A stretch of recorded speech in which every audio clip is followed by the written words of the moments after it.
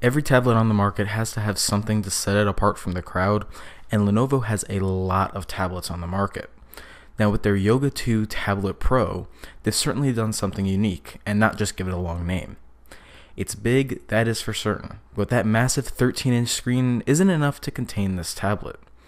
So what's so great about it? I'm Ben with itechtriad, and that's what we're going to be talking about in our full video review of the Lenovo Yoga 2 Tablet Pro.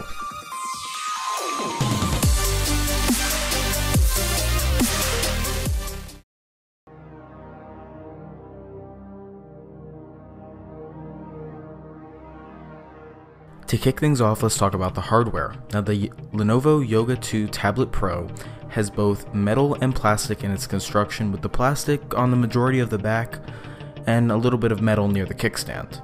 Now the build quality is pretty good and I don't really have any complaints about it. On top of the tablet, it's just insanely thin, but as you go a little further down it gets a little bit thicker until you get to where the kickstand is. Now this is pretty thick, and that is because it's where the battery and many other components of the tablet are stored.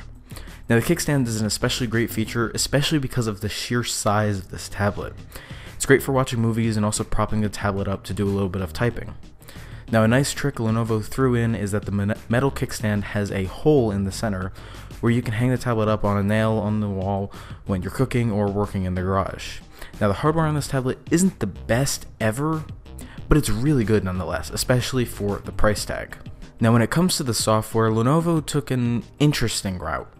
Keeping it brief, I haven't really ever seen a company put so much effort into making Android look like iOS. Now the skin Lenovo has on the tablet is pretty functional, but it is so obviously a clone of Apple's iOS. From the control center to the multitasking screen, it's just amazing how much they've been able to make this look like iOS. On the downside of this, that brings a lot of lag to what should be an insanely fast tablet. Now the display on the Yoga 2 Pro is the next thing I'd like to talk about. Not only is it absolutely huge, but it's extremely crisp and sharp with a resolution of 2560 by 1440. Now I really enjoyed watching movies and doing whatever I wanted else to on this display, and that was really only helped by the impressive speaker setup on the tablet. On the front there are two fairly large front-facing speakers, which on their own are quite impressive, but Lenovo didn't stop there. This tablet also has a built-in subwoofer on the back and enhanced Dolby Digital audio. Now the speakers are very impressive in my opinion, but go ahead and take a listen for yourself.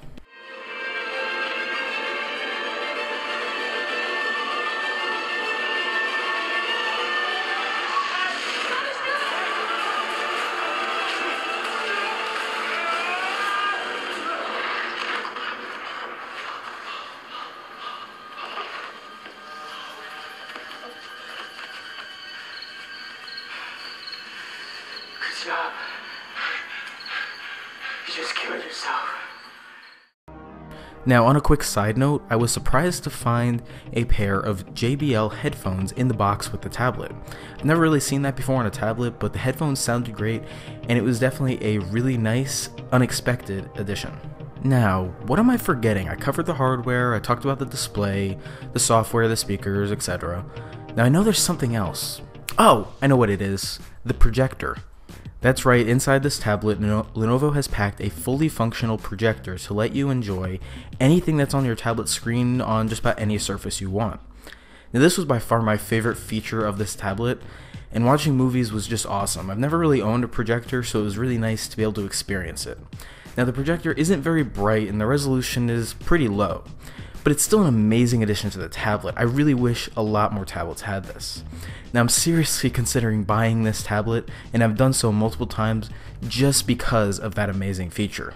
So is the Yoga 2 worth buying? At $469, this tablet is far from overpriced. If anything, maybe it's a little underpriced. There are two major downsides to this tablet in my opinion. First, the size.